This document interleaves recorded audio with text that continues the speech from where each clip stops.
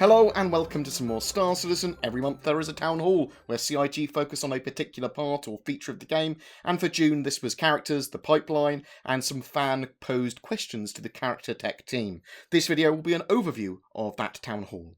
Character pipeline and the creation steps that go into making characters. So character concept artists start the process by creating a 2D sketch, art or outline, normally based on some form of brief. Then this will be laid out onto a base 3D model. They'll look at the purpose and the feel of what the character is supposed to do and convey. What armour do they wear? What weapons and attachments are they going to have? Do they have any specific roles? And that sort of stuff. Then a high poly sculpt will be created based on that model, which will then go to Chris for approval. If it's approved, the game asset topology will start to get worked out. This will start the implementation of the model in-game. The model will get rigged, and throughout the process, they kind of check to make sure the model is suitable for rigging, and that it would physically work in their universe.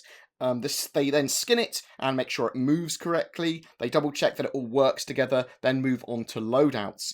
Asset, clothing and armour are added and fitted together, and the correct items, gadgets and weapons are installed.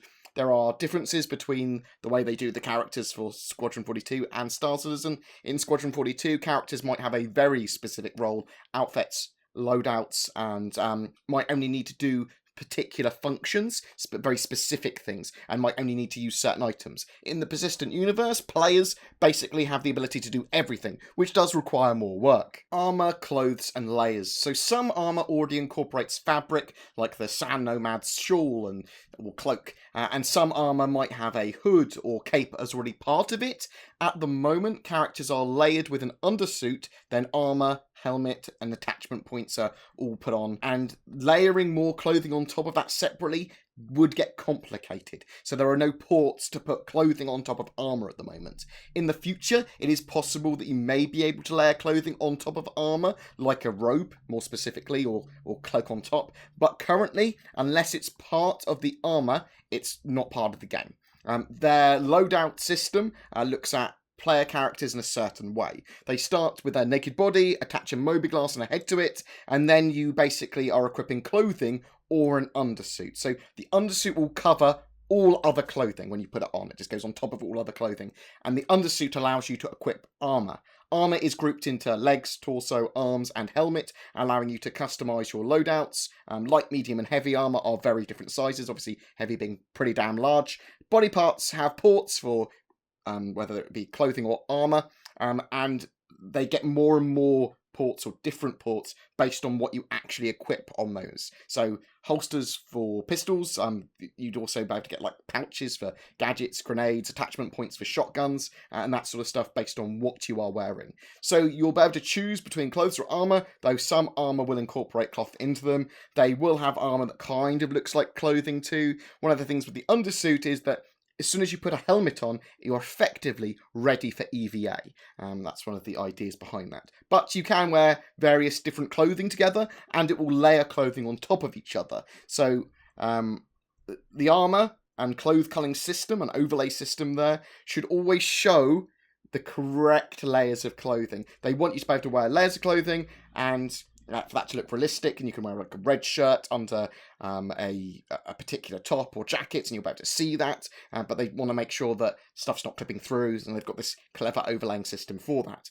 Clothing and armour is simulated as well in game. They mark points where they want movement or weight, so wrinkles and deformation is all worked out by this, and this helps it move correctly in EVA, zero gravity, and when walking around it deforms correctly to terrain. Let's talk about the female model and hair as well in game. The female model can have long hair, they are working on it. They are also working on how helmets will work with long hair, whether they have little caps that go on, or whether you get some sort of helmet hair when putting on, based on what hair you've got. They don't want it overcomplicated though, because it would be far too much work. Hair will be weighted for Physics 2 and 0G, whether it's ragdolling, and how heavy it is, and how it's supposed to move. There will be dresses as well for the women's. They all are also working for beards in-game. They've got some of them already set up, obviously not for the female characters. They are looking forward to showing off the improved bishop speech as well.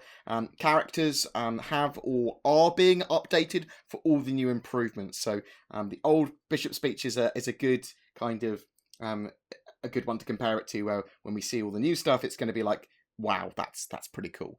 They haven't really worked on other body hair. Certainly nothing's been simulated for it. It's just more facial hair on your head and eyebrows and stuff like that they've done.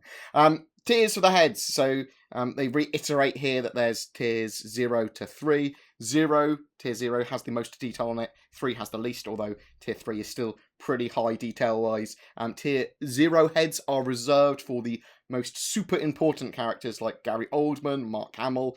Tier 1 is just a few less blend shapes and topology than a tier 0. It's the little things, though, for the tier 0 heads that really add to the performances of the characters. They use wrinkle and blood maps to really bring them to life, but they are very, very subtle changes in a lot of cases.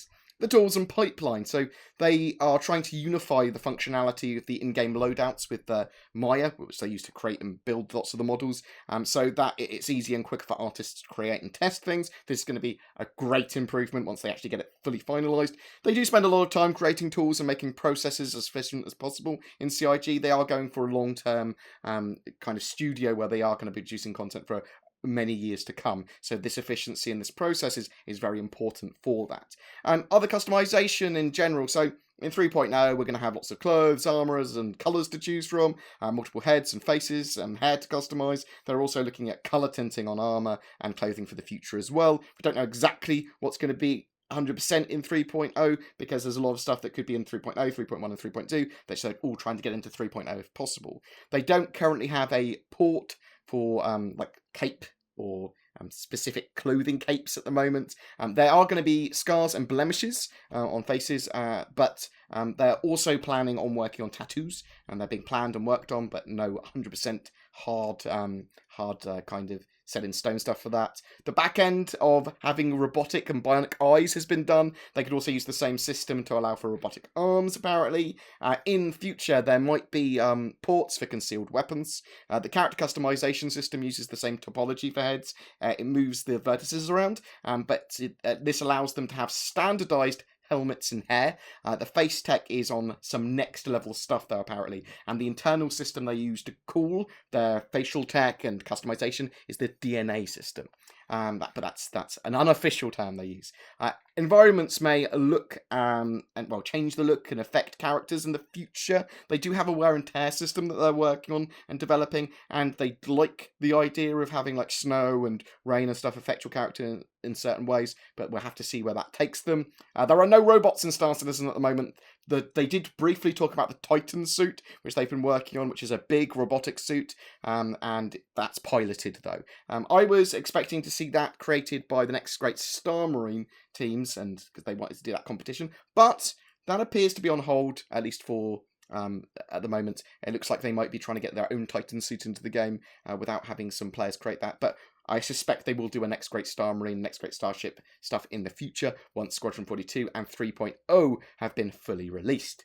For more info on characters, general customization, and facial customization, please check out the links below. I've done some more videos on them, more detailed on those subjects. Every month we try and give away a ship. For June, it's a Freelancer DUR or DUR, donated by the Epic Stormfire 962. All you need to do is be subscribed to my YouTube channel and comment on one of my Star Citizen videos during that month. Do you have any questions for me about Alpha 3.0, about characters, character customization, anything about Star Citizen's development in general? I'm away on Friday and Saturday with a tour of the studio in Foundry 42 UK. I'm going to Winslow and going around and also interviewing Aaron Roberts. So if you've got any suggestions or questions you want to ask while I'm down there, please drop them in down below. A special thank you to my patrons who allow me to create the amount of content I do, as well as to go away and get interviews like with Aaron and go away to Foundry 42 and stuff. So I do genuinely appreciate that. If you're interested in becoming a patron or interested in anything else we've talked about during this particular video, check them out below. They're all in the description and I'll put them in the comments and all that sort of jazz. Please don't forget to like and subscribe as well, because it really does help me, and I will see you in the verse.